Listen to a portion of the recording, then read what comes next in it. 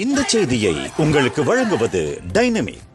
34 ஆண்டு கால சிறந்த டைனமிக் 7ஆம் உணர்வு விழித்தெழுதல் விழிப்புணர்வு உளமன உணர்வியல் அனுபவ பயிற்சிக்கு டைனமிக்.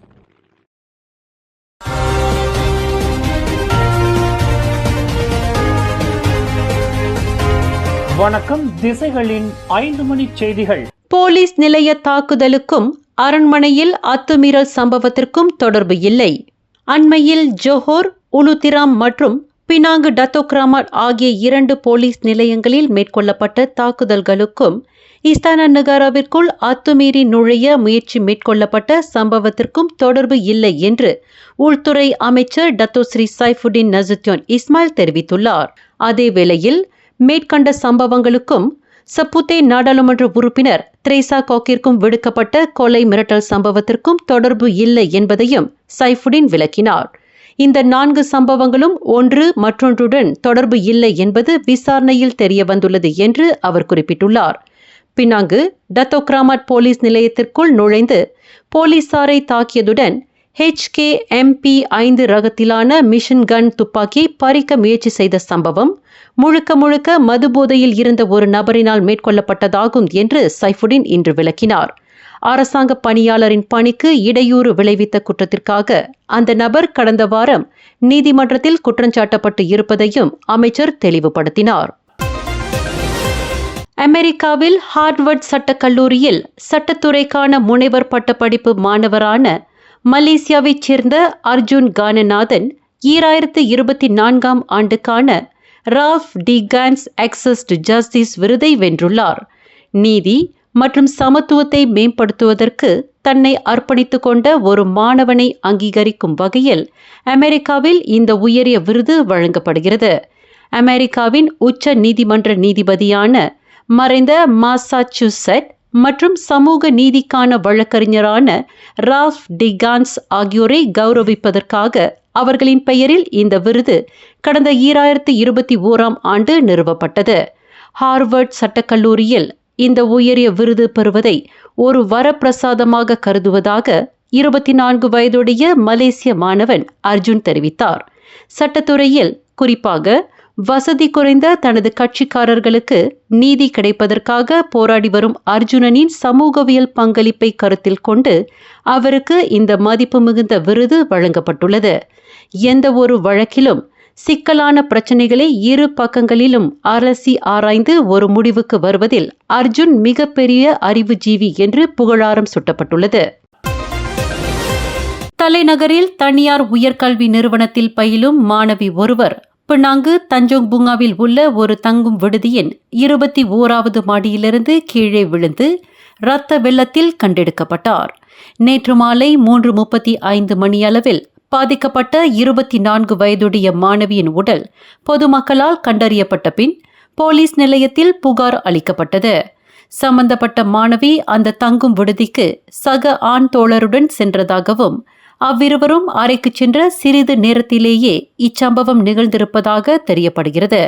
இச்சம்பவம் குறித்து தமக்கு எதுவும் தெரியாது என்பதுடன் தரைத்தளத்தில் மக்கள் கூடியிருப்பதைக் கண்டு அவ்விடத்திற்கு சென்று பார்த்தபோதுதான் அது தம்முடைய தோழி என்பதை உணர்ந்ததாக பாதிக்கப்பட்டவரின் தோழன் கூறியிருந்தார். இதில் பாதிக்கப்பட்டவருக்கு எதிராக எந்த ஒரு சாட்சியங்களும் இல்லாததால் இது ஒரு திடீர் மரணமே என்று விசாரணையில் தெரிய வந்ததாக திமோர் லாவுட் மாவட்ட போலீஸ் தலைவர் அசிஸ்டன்ட் கமிஷனர் ரஸ்லாம் அப்துல் ஹமீத் தெரிவித்தார். பிறந்த ஒரு வார ஆண் குழந்தையை கோழி விற்பனை கடை ஒன்றில் கைவிட்டு சென்றதாக கணவன் மனைவி இருவர் சுக்காய் செஷன்ஸ் நீதிமன்றத்தில் நேற்று குற்றஞ்சாட்டப்பட்டனர். 24 வயது முகமது அல் ஹஃபீஸ் முக்மினின் முகமது நோர் மற்றும் 21 வயது நோர் ஐஷா அசிலா ஜைருல் அக்மால் ஆகிய அந்த தம்பதியர் நீதிபதி ஒன் சுஹைலா முகமது முன்னிலையில் நிறுத்தப்பட்டு குற்றச்சாட்டு வாசிக்கப்பட்ட போது அக்குற்றத்தை அவர்கள் ஒப்புக்கொண்டனர். குற்றம் என்று நிரூபிக்கப்பட்டால் கூடியபட்சம் 50,000 வெள்ளி அபராதம் அல்லது 20 ஆண்டுகள் சிறை அல்லது இரண்டுமே விதிக்க வகை செய்யும் குற்றவியல் சட்டம் 31(1)A மற்றும் 34 ஆகிய பிரிவுகளின் கீழ் அவர்கள் குற்றச்சாட்டை எதிர்நோக்கியுள்ளனர்.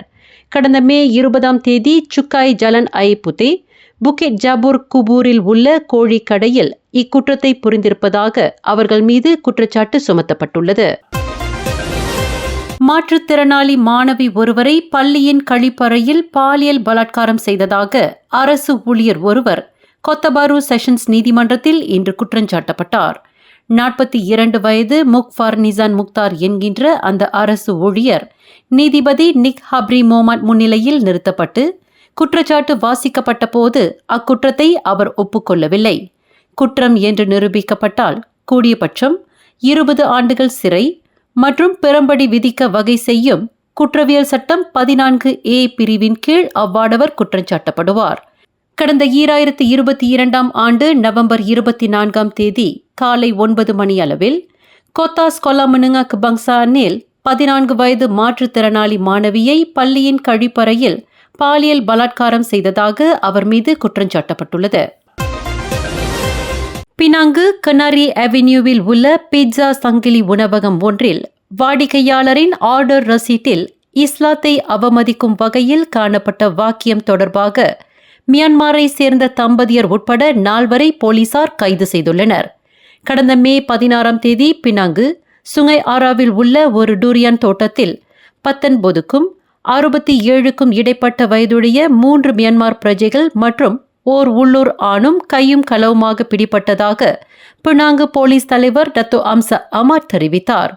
கைது செய்யப்பட்ட 3 அந்நிய பிரஜைகள் வருகின்ற ஜூன் 3 வரையில் தடுப்பு காவலில் வைக்கப்பட்டிருப்பதுடன் சந்தேகிக்கும் உள்ளூர் நபரின் தடுப்பு காவல் கடந்த திங்கட்கிழமை முடிவடைந்த வேளை அவர் ஜாமீனில் விடுவிக்கப்பட்டதாக ஹம்சா அமாட் இன்று கூறினார்.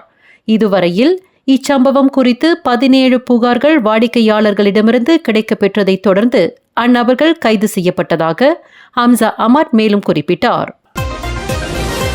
கொத்தகினபாலுவில் உள்ள ஒரு சந்தைக்கு முன்புறத்தில் சண்டையில் ஈடுபட்டிருந்ததாக நம்பப்படும் 7 இளைஞர்களை போலீசார் கைது செய்துள்ளனர்.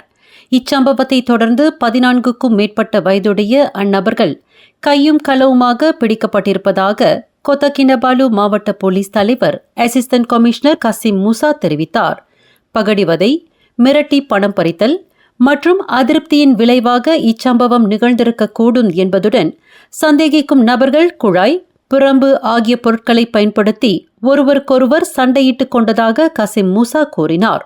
தற்போது இது தொடர்பான காணொளி ஒன்று சமூக வலைதளங்களில் பரவலாக பகிரப்பட்டு வருவதுடன் இச்சம்பவத்தை போலீசார் உறுதிப்படுத்தாத வரையில் இக்காணொளி குறித்து எந்த ஒரு ஆருடங்களையும் பரப்ப வேண்டாம் என்று கசிம் மூசா பொதுமக்களை கேட்டுக்கொண்டார். மேலும் செய்திகளை தெரிந்து கொள்ள கீழே இருக்கும் பெல் பட்டனை அழுத்துங்கள்.